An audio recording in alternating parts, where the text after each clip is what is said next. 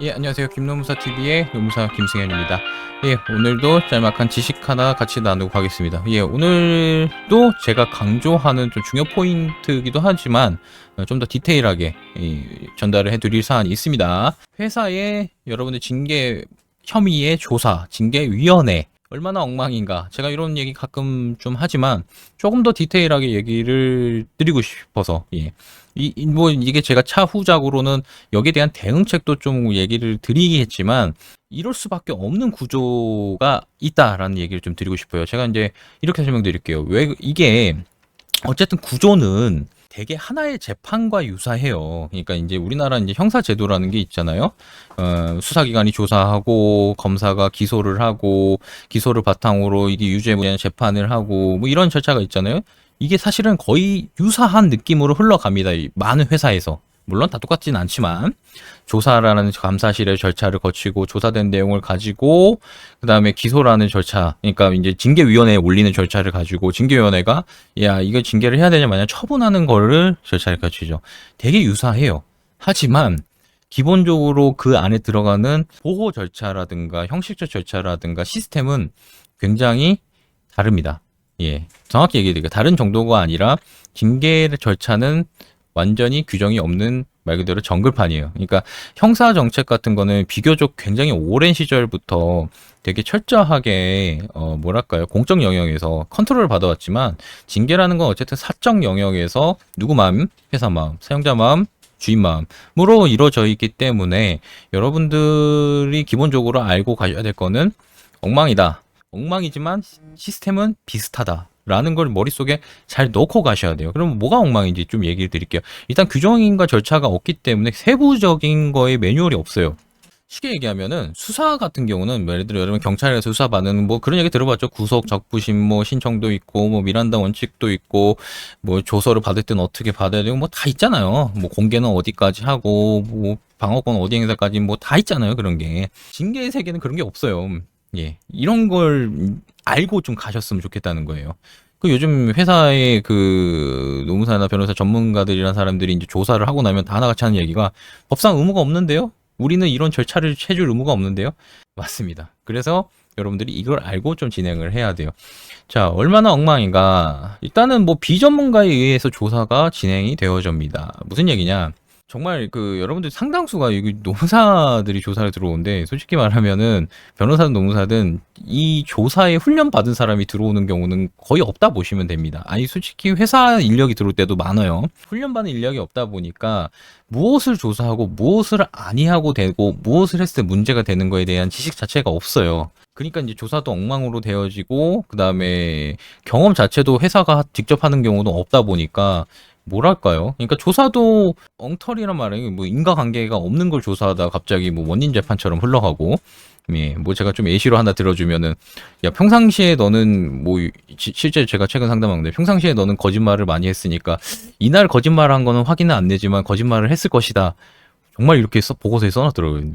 뭐 이런 황당 이런 건 거의 뭐 어디 뭐 유신 뭐 그런 시대에도 이런 건 잘 안 했을 텐데. 여기 뭐 어디 원인 시절에나 있을 법한 그런 얘기 많이 써놔요. 정말로.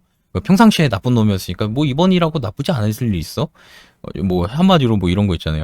뭐 예를 들어 5건의 성희롱 사건이 있었으면 혐의가 있으면 3건이 입증이 됐으면 나머지 2건은 야 어차피 3건이 됐는데 2건은 뭐 안 보나 마나 맞는 거 아니야? 정말 그렇게 써놔요. 이게 현대 문명에서는 거의 있기 어려운 뭐 이런 거 충분히 많이 있습니다. 예. 그 불충분한 증거 수집 및 분석, 인과관계 분석이 전혀 안 되어 있는 경우도 뭐 태반입니다. 지금 잠깐 예시 들은 게 대표적인 사례죠. 지금 현장에서 그 사람이 어떤 혐의에 대한 어떤 행위를 했냐가 지금 조사 대상인데 갑자기 그 사람이 평소 뭐 했으니까 뭐 했다. 뭐 이런 식으로 조사가 되어지는 경우도 상당히 많습니다. 증거 수집이나 분석에 대한 경험이나 지식이 부족하다 보니까 일어나는 일인데요. 솔직히 말하면은 부당한 징계로 흘러가는 경우가 굉장히 많다. 편파적 태도 및 판단, 뭐 이거는 뭐 굉장히 흔하죠. 객관성 유지가 상당히 어려워요. 왜냐하면 이분들이 경험이 없다라는 말은 무서운 얘기인데요. 내가 믿거나 내가 생각한 게 되게 단편적일 수 있다는 얘기예요. 경험이 많다는 얘기는 이런 거 저런 걸 보다 보니까 요즘 말로 흔히 이러잖아요. 여러분들 요즘에 그 네티즌들도 경험이 많다 보니까 이런 거 많이 있잖아요. 일단 중립부터 해놓고 보자. 중립 기하를 넣어놓고 상황을 보겠다. 이게 되게 유사한 말이에요. 경험이 많아지다 보니까 일단은 어디를 기우지 않고 상황을 지켜보겠다라는 게 사실은 조사자의 객관적인 모습이에요. 대부분의. 근데 우리 초반에 어땠어요? 인터넷 같은 이런 세계 보면은 막 여론 나오면은 뭐 무조건 뭐 마녀사냥부터 하고 그랬던 시절 진짜 있잖아요. 뭐 유사합니다. 사실은 이제 조사가 경험이 없다 보면은 어떤 내용을 들으면은 뭐 앞도 뒤도 보지도 않아요. 뭐 회사의 이익 아니면 내 경험, 내 생각, 하여튼 내가 투영하고자 싶은 것을 막 밀어붙여요. 예, 사실 이 문제는 회사만 있는 건 아닙니다. 뭐 제가 뭐 어느 기관에도 많이 있어요. 예. 법률 저참이 규정 미준수 뭐 실제 이런 경우는 뭐 여러분들한테는 뭐 땡큐한 거라 생각하면 돼요. 만약에 조사받다가 뭐 아유 뭐 규정을 무시하고 뭐 법률을 무시하고 징계는 참고로 법률이 없어요. 예, 징계 절차에 대한 법률은 없는데 회사 내부의 법률인 취업규칙을 위반해서 진행이 되어지고 있으면 제가 말씀드리는데 그냥 가만히 계세요. 예. 그냥 땡큐하는 일이니까 가만히 계시면 됩니다. 이걸 뭐 굳이 뭐 문제 삼을 필요 없습니다. 여러분들이 나중에 가서 예, 무너뜨리면 되는 일이니까. 되게 이거 사실 여기서 실수가 나면 실무자들이 정말 난리가 나는 일입니다. 또 이런 엉터리 조사 같은 게 많은 이유가 행정적 소모 최소화라는 이유도 있어요.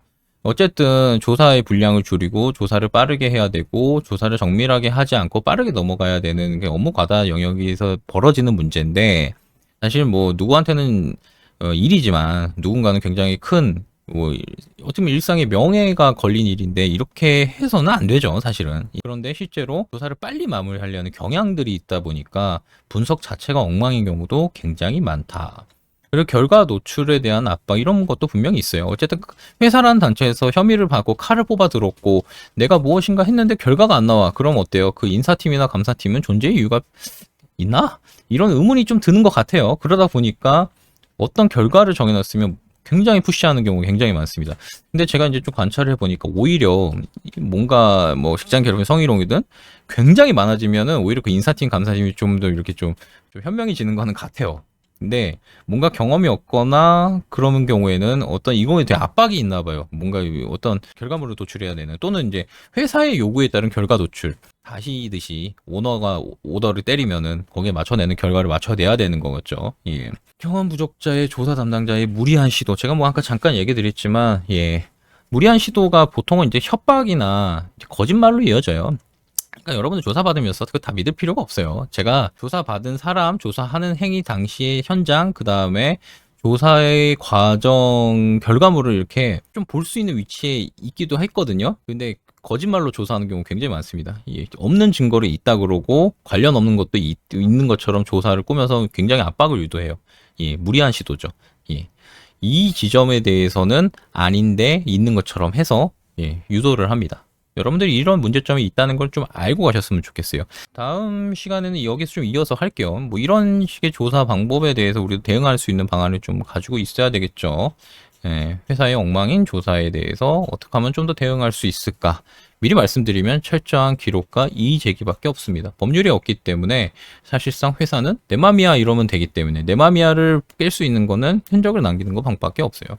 자, 오늘 김남사TV에서는 예, 징계조사와 징계위원회 무엇이 문제인가라는 것에 대해서 좀 짤막하게 의견을 좀 드려봤습니다.